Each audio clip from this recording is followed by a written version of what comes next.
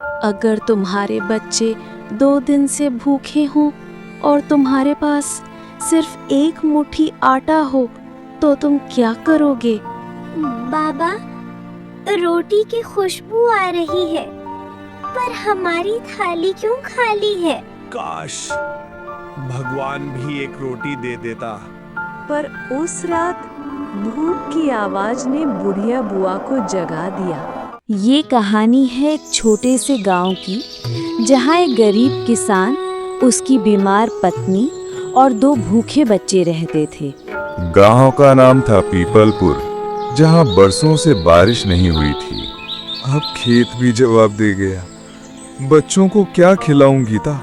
रामू, बच्चों को कुछ खिला दो, उनकी आंखें अंदर धंस गई हैं। बाबा, भूख लगी है, आज कुछ मिलेगा?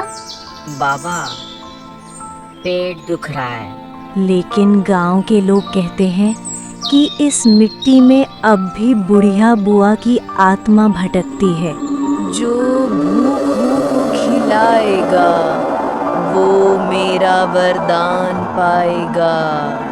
रामू को रात को एक सपना आता है। कौन है? खाना कहाँ से लाऊं? मैंने सपना देखा। एक बुढ़िया कह रही थी, भूखों को खिलाओ, वरदान मिलेगा। शायद भगवान ने रास्ता दिखाया है रामू। रामू ने अगले दिन कुछ अनाज के लिए गांव में मदद मांगने का निश्चय किया। भैया, थोड़ा चावल दे दो, बच्चों ने कल से कुछ नहीं खाया।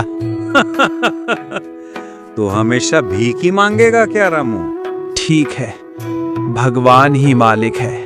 वो भूखे बच्चों के पास लौट आया, मगर तभी एक औरत ने आवाज दी, भूखों के लिए खाना चाहिए, मेरे साथ चल। तो तू कौन है? बस अपने दिल की सुन और गांव के तालाब के पास आना। रामू रात को चुपचाप तालाब की ओर निकल गया। बुआ, कहाँ हो? इधर आओ, ये देखो।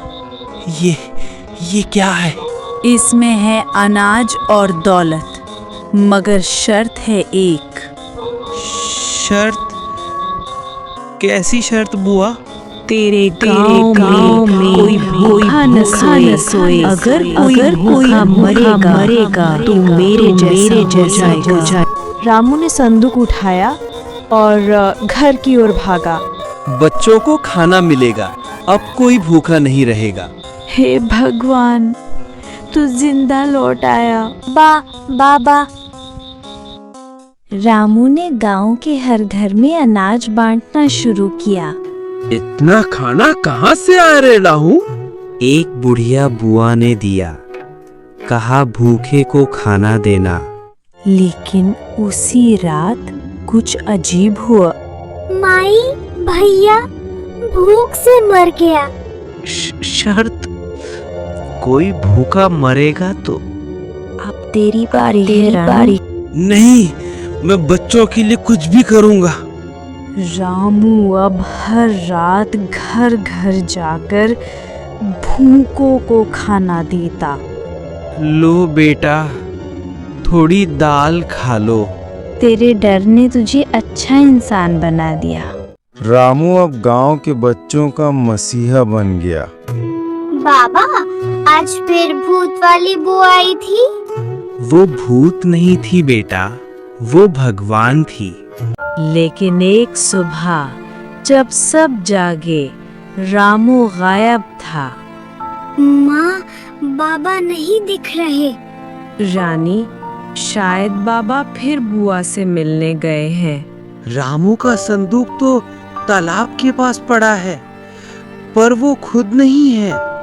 रामू का पता नहीं चला, मगर तालाब के पास अब हर रात कोई खड़ा दिखता है। मैंने देखा है बाबा को लाल आंखों वाली बुआ के साथ खड़े थे। जो भूखे को खिलाए वो कभी मरता नहीं, बस बदल जाता है। अब मैं हूँ बुआ का साथी, कोई भूखा नहीं सोएगा। गांव वाले कहते हैं हर अमावस्या की रात दो परछाइयां घूमती हैं। तालाब की दीवार पर लिखा दिखता है, भूख सबसे बड़ा शाप है, इसे मिटाओ नहीं तो खुद मिट जाओगे।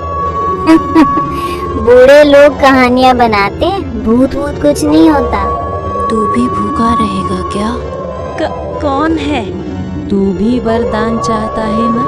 कहानी खत्म नहीं हुई, बस भूख अब किसी और के लिए जागी है। ऐसी ही डरावनी और मजेदार कहानियों के लिए हमारे YouTube चैनल को लाइक, शेयर और सब्सक्राइब करें। मिलते हैं हमारी अगली कहानी में।